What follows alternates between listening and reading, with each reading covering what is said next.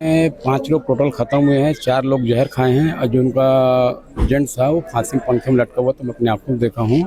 और बाकी क्या तकलीफ थी, क्या परेशानी थी, ये तो जो बाजू किराएदार रहते हैं उनका नाम भी नहीं मालूम है। और जो मृतक का नाम है साजिद अली, इसके पहले मठ पुराना पाल गली में रहता था। राजधानी रायपुर में जिस तरीके से एक दर्दनाक घटना हम आपके सामने रखने जा रहे हैं, ये घटना कोई मामूली घटना नहीं है। ये घटना रायपुर राजधानी में एक पूरे परिवार की खत्म होने की कहानी है। सबसे बड़ी बात है कि ये खत्म होने वाले परिवार का जो मुखिया था साजिद अली ने इतनी बड़ी घटना को अंजाम दिया है, ऐसा यहाँ पे निकल के सामने आया है। क्यों? क्योंकि साजिद को जब मकान के ताले तोड़कर जब यहाँ पे घुसा गया, क्योंकि अंदर से बंद था, तब साजिद अली फांसी पे लटका हुआ था और उनका परिवार बिखरा हुआ पड़ा हुआ था।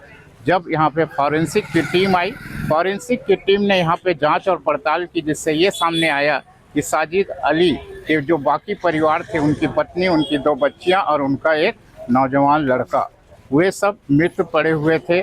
फॉरेंसिक रिपोर्ट के अनुसार बताया जा रहा है कि उन्होंने जहर खाया था। जहर कैसे खाया था, ये जांच का विषय है। सबसे बड़ी बात है, साजिद अली ने इतना बड़ा कदम क्यों उठाया? राजधानी रायपुर के संजय नगर स्थित साजिद का पूरा परिवार आज खत्म हो गया है।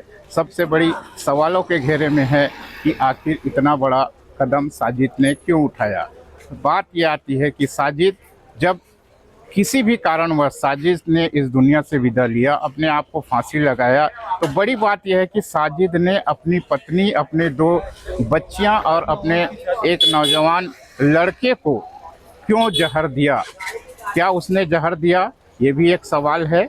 क्योंकि जिस तरीके से फॉरेंसिक रिपोर्ट बता रही है कि उनको जहर दिया गया था। सबसे बड़ी बात है कि अगर साजिद ने जहर दिया तो यह मामला काफ़ी गंभीर है, क्योंकि एक व्यक्ति अपने नौजवान बच्चों को जहर नहीं दे सकता, लेकिन अगर दिया है तो उसके पीछे इतना बड़ा कदम उठाने का सबसे बड़ा कारण क्या है?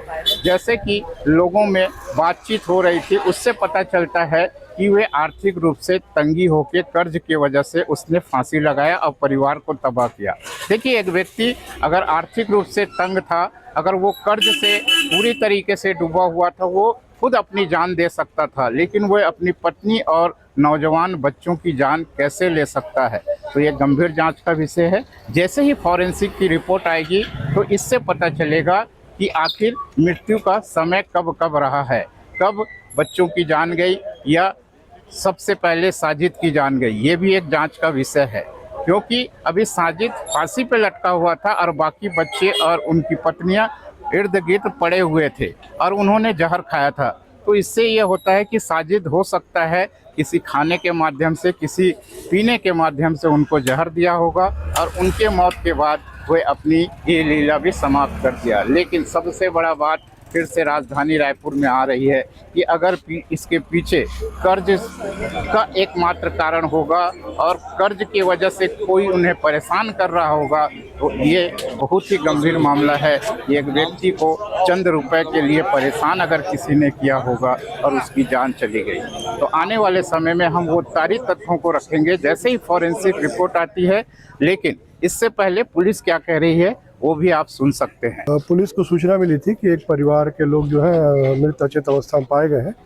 जब पुलिस एफएसएल टीम के साथ घटनास्थल पर पहुंची तो इसमें चार लोग जो हैं चित अवस्था में लेटे हुए मिले, जिनके मुंह से झाग निकल रहा है, और एक व्यक्ति जो है फांसी में लटका हुआ मिला है, जो परिवार का मुखिया है। इसका नाम साजिद है और एफएसएल की टीम पूरे घटनास्थल का मुआयना कर रही है और मृत्यु के जो सभी कारणों की जांच के लिए पोस्टमार्टम किया जाएगा और उसके बाद ही मृत्यु का कारण स्पष्ट होगा। जैसा कि आपने सुना, पुलिस की टीम ने बताया कि हमने जांच पड़ताल जो प्रारंभिक रूप से की, उससे साजिद और उसका परिवार आज पूरी तरीके से अपनी ये लीला समाप्त कर दिया।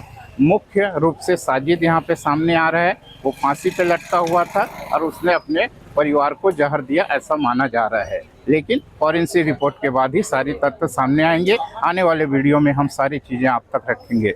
तब तक के लिए बने रहिए अमन प्रकाश न्यूज़ के साथ। जय हिंद।